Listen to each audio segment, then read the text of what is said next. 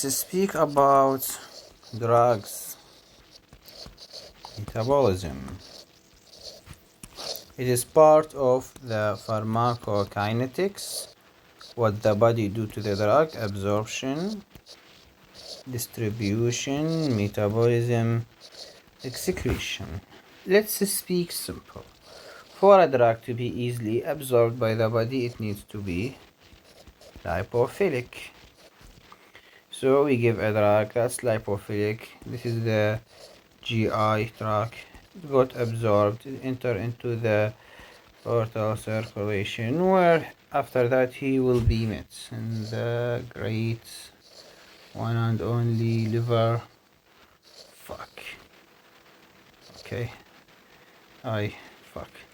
Anyway, I hope it does not get misunderstood.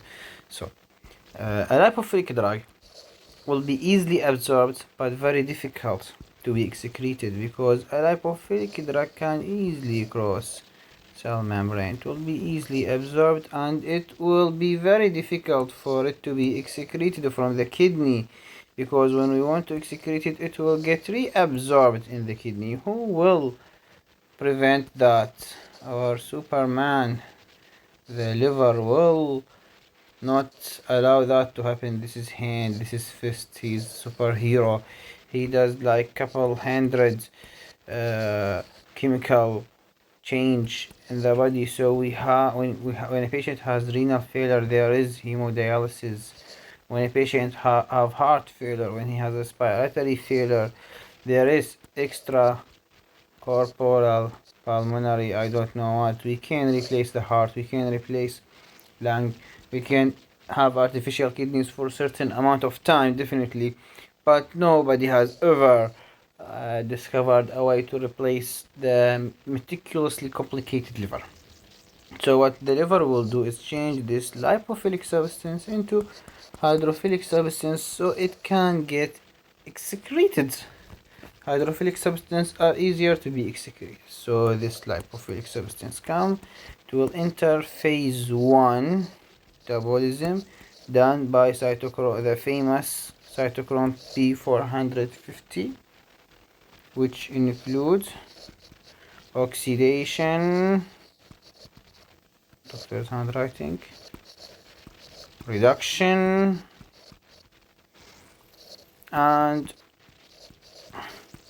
hydrolysis. All these operations look simpler. I don't know if they are truly simpler, but they look simpler. We study it in the school. When I was a school student, I used to know what is reduction, what is oxidation, what is hydrolysis. Oxidation, adding oxygen to something. Reduction, I think removing oxygen from something, or oxygen or something related to electron. I don't remember.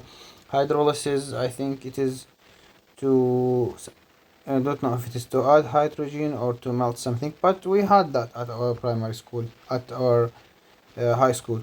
So it's well known. That's how I remember them. First, the phase 1 is the simple, easily known word: oxidation, reduction, hydrolysis. It does not have to be phase 1 followed by phase 2. It can be directly phase 2. It can be both of them together. It can be only one of them. For the sake of simplicity, let's say phase 2 occurs after phase 1. So after getting out of phase 1, the substance will be slightly polar. Polar meaning hydrophilic. It will be slightly active. So we're not done. Our hero of a liver is not done yet.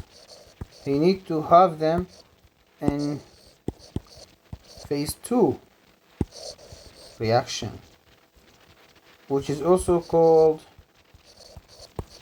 conjugation. This is very bad spelling. Conjugation.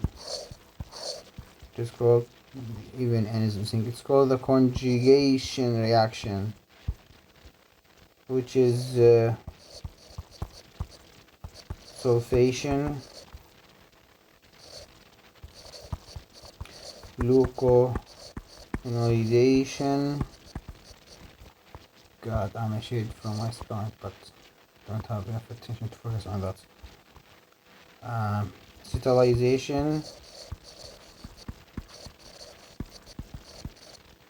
and finally methylation. So all of them are complicated name. Maybe at my primary school I only knew sulfation because I also like chemistry back then. Maybe the classic student don't know any one of them. So the more complicated names, conjugations, the phase 2. Conjugation mean adding something to something, I think. Substance will be conjugated into carrier molecules, like adding molecule to albumin. I think, not sure about that. So phase 2 will yield highly polar inactive substance. Liver did his job well. This highly polar, it does not have to be inactive, by the way. Sometimes it become active after that, but we're speaking in general. This will go to the kidneys and then get excreted in urine, and our job is done. The initially lipophilic, easy to be absorbed, hard to be excreted, was converted into the hydrophilic, easy to be excreted substance. This one can be active turned into inactive. It can be inactive turned into inactive. It can be inactive turned into active form only after metabolism.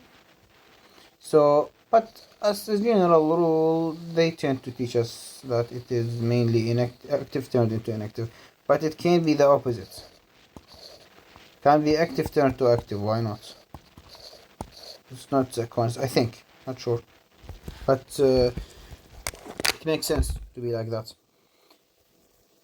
So another important point is that cytochrome P450 is participate in many drugs metabolism. So if it was inhibited, this will lead to accumulation of that drug, increasing concentration of that drug, which will lead to toxicity, which is more dangerous.